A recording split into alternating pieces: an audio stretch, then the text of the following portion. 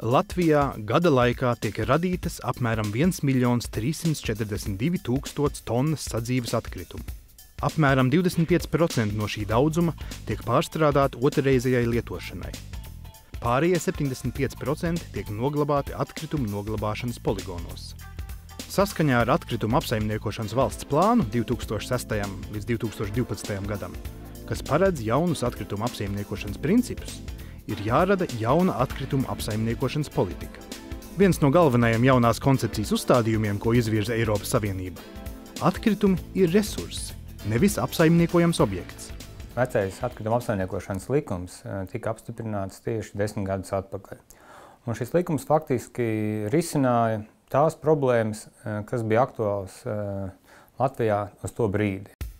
Latvijas atkritumu saimniecības uzņēmumu asociācija ir izstrādājusi priekšlikums jaunas atkrituma apsaimniekošanas politikas izstrādei un integrācijai Latvijā.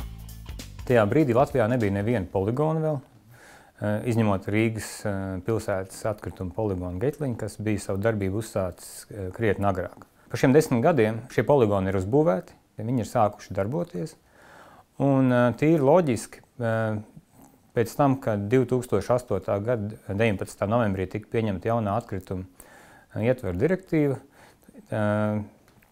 tas sakrit arī ar Latvijas mūsu nozares attīstības nākošo posmu, kurā tika nosprausti jauni mērķi.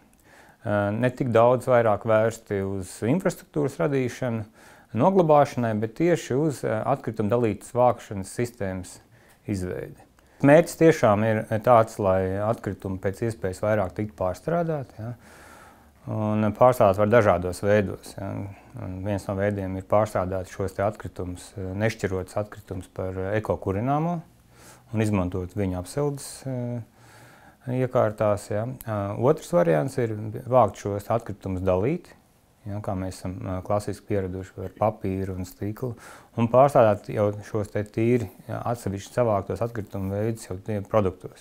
No atkrituma apglabāšanas vietām poligoni varētu kļūt par tādiem kā atkrituma pārstrādes centriem reģionos. Un tas ir tas mērķis ilgtermiņa, ko mums arī ir jāvirzās. Izstrādājot priekšlikums jaunajai politikai, projekta autori iepazinās ar šobrīd Eiropā modernākajām un labākajām atkrituma apsaimniekošanas metodēm un tehnoloģijām. Projekts tika realizēts ar Eiropas ekonomikas zonas finanšu instrumentu atbalstu.